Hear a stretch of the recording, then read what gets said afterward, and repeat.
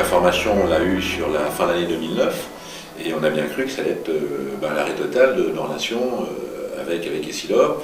Donc c'est là que s'est engagée une discussion pour voir ensemble comment on pouvait imaginer une autre forme de collaboration, puisque celle-ci ne pouvait plus effectivement durer. Donc très vite, pour moi, il s'est mis en évidence, et soit on arrêtait la DAPEM, soit on les avait à côté de chez nous. Donc j'ai eu une première aspect d'idée qui était de se dire, effectivement, est-ce qu'on aurait un local qui pourrait louer à côté, est-ce qu'on pourrait les déménager ou quoi que ce soit. Et puis finalement, l'idée a mûri, pourquoi pas les intégrer directement chez nous. C'est Eric Julien qui a été le porteur du projet qui m'a embauché sur le site de la compasserie. Donc il m'a donné un cahier des charges, donc c'était d'intégrer un atelier à DAPEM, donc un ESAT à l'intérieur de notre usine. Dans ce cahier des charges, il m'a donné un emplacement, un atelier, et j'ai dû me débrouiller pour intégrer cet atelier. Il y avait deux parties, une partie technique, une partie industrielle, donc c'est délocalisation de production, établir un contrat de prestation, et une autre grosse partie qui est plus la partie sociale, on va dire, intégrer des travailleurs handicapés, se soucier de leur bien-être, faire de la communication et de la sensibilisation pour qu'ils soient pleinement intégrés.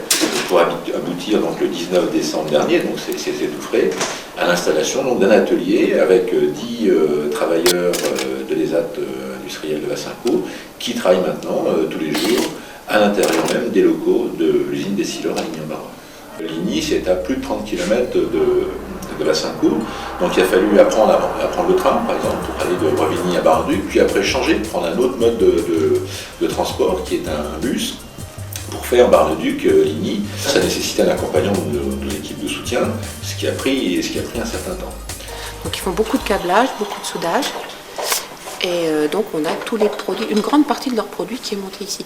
C'est assez agréable parce que comme je suis dans l'atelier tout près de leur, ils ont pu voir et ils peuvent voir comment sont montés tous leurs éléments. Si par exemple je leur dis j'ai besoin d'un C80R24, ils savent très bien retrouver l'élément dans la ligne de production et maintenant ils savent même où se monte l'élément.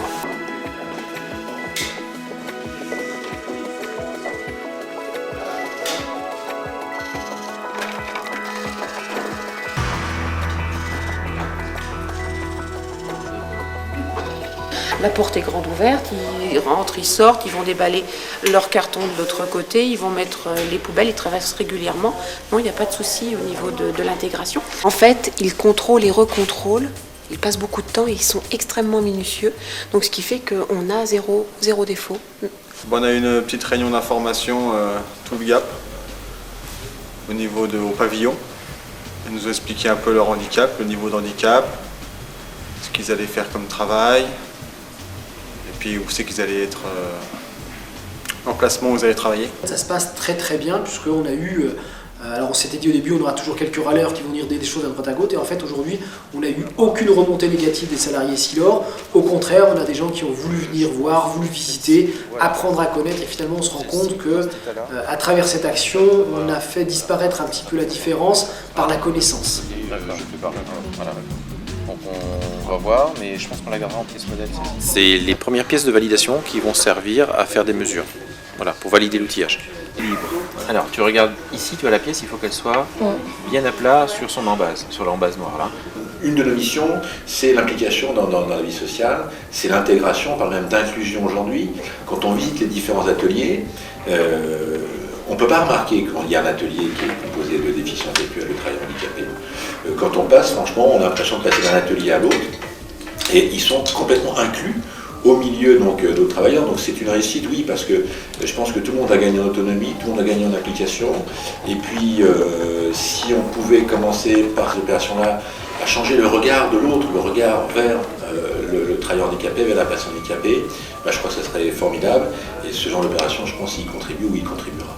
La remise de la blouse, ça a été extraordinaire parce qu'on leur demandait leur nom, leur prénom. Une fois qu'on a donné la blouse, on leur demandait vous travaillez où? Ils répondaient chez Essilor.